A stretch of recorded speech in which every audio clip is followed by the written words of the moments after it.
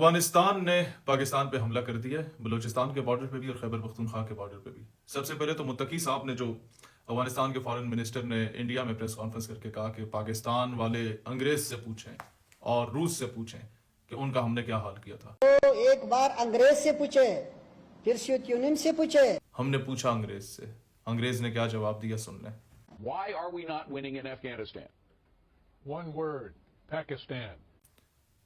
جب انگریز سے پوچھا گیا کہ آج 20 سال ہو چکے ہیں، تم افغانستان میں شکست فاش کیوں ہوئے ہو، تو اس نے جواب دیا ون ورڈ، پاکستان۔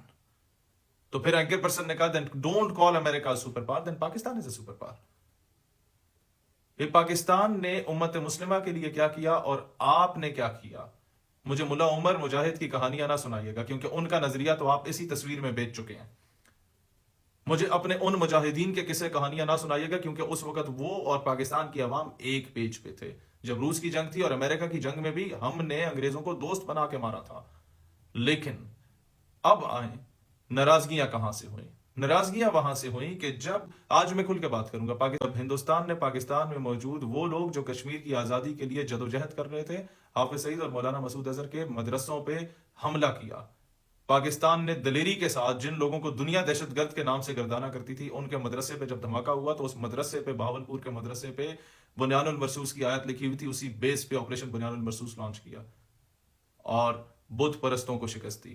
محمود غزنوی کو تم اغوانی بولو، لیکن اس کے حقیقی وارث پاکستانی ہیں، کیونکہ پاکستانی بارڈرز پہ بلیو نہیں کرتے۔ ہماری شاید لمبی داڑیاں نہ ہوں، ہم شاید باشرہ پگڑیاں نہ پہنتے ہوں، لیکن ہمارے دل میں جو عشق مصطفیٰ کی تڑپ ہے، اگر اس کا احساس دیکھنا ہے یا امت کا احساس دیکھنا ہے تو جا کے کشمیر سے پوچھو، جا کے فلسطین والوں سے پوچھو کہ آج بھی اسرائیلی ایئر فورس کے جو پائلٹس ہیں ان کی پتلونیں ہمارے ایئر فورس کے میوزیمز میں لٹک رہی ہیں۔ ہم نے کس طریقے سے اپنی ایئر فورس کو بھیجا تھا، آج بھی بھیج دیتے اگر اس کے جو سراؤنڈنگ کے مسلم کنٹریز ہیں وہ تھوڑی سی غیرت کر لیتے۔ جا کے بوسنیا کے مسلمانوں سے پوچھو کہ پاکستان نے تمہیں کیا اینٹی ٹینک ویپنز دیے تھے یا نہیں دیے تھے۔ جا کے آذربائیجان کے مسلمانوں سے پوچھو کہ کارا باغ کا 150 کلومیٹر اسکوائر کا ایریا جو آرمینیا کے ان لوگوں نے تم سے قبضہ کیا ہوتا ہے جنہوں نے سلطنت عثمانیہ کو گرایا تھا، وہ علاقہ تمہیں واپس کس نے لے کے دیا؟ تو جواب آئے گا پاکستان نے۔ جا کے چچنیا کے مسلمانوں سے پوچھو کہ آخری حد تک تمہیں ڈائریکٹلی یا انڈائریکٹلی یا سفارتی محاذ پہ یا کسی بھی اعتبار سے کون سا ملک تھا جو تم مظلوم چچن مسلمانوں کو سپورٹ کرتا؟ تو جواب آئے گا پاکستان۔ جا کے دنیا کے کسی بھی کونے میں مسلمانوں سے پوچھو، حالیہ ایران اسرائیل جنگ میں جا کے ایران سے پوچھ لو کہ پاکستان نے تو کہیں اعلان نہیں کیا کہ ہم تمہیں سپورٹ کر رہے ہیں۔ تو تم لوگوں کو کس پاگل کتے نے کاٹا تھا ایران والوں کو کہ اپنی پارلیمنٹ میں کھڑے ہو کے نعرے لگا رہے ہو پاکستان تشکر تشکر؟ ہمارے اوپر آئی ایم ایف کی، ورلڈ بینک کی، ایف اے ٹی ایف کی تلواریں لٹک رہی ہیں تو ہم لوگ اپنے عرصوں کے اشتہار نہیں لگا سکتے، لیکن کیا جو کچھ امت مسلمہ کے لیے ہم لوگوں نے وہ خود بتاتے ہیں۔ اب آتے ہیں کہ آپ سے گلہ کس چیز کا تھا کہ جب انڈیا نے پاکستان پہ اٹیک کیا اور ہم لوگوں نے آپریشن بنیان المرصوص لانچ کیا، ان بت پرستوں کو شکست دینے کے لیے محمود غزنوی کا 17واں حملہ بنے ہم لوگ، تو اس وقت ہندوستان وہاں سے اٹیک کر رہا تھا اور فتنہ الخوارج کے ہندوستان کے حرام زادے پالتو کتے آپ کی سرزمین سے کراس بارڈر ٹیررزم کر رہے تھے۔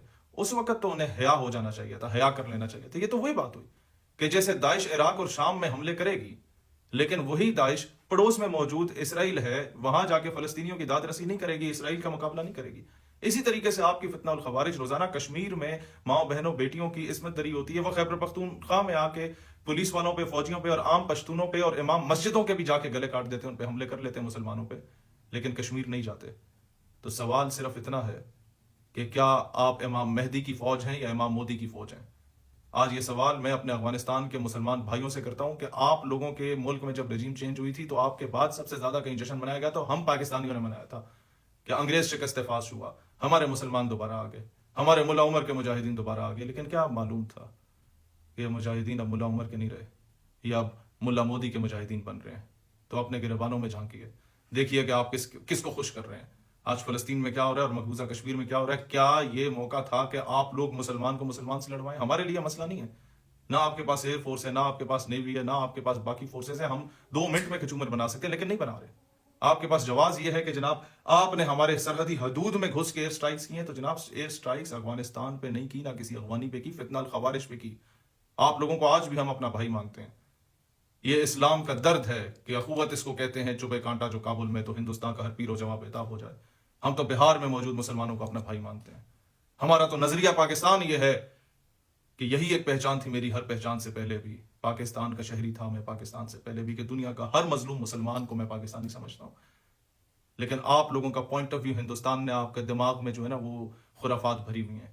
ذرا اسے ری تھنک کریں, ذرا ماضی کو کھنگالیں. آپ کو کہاں کہاں ہم نے ہیلپ نہیں کیا.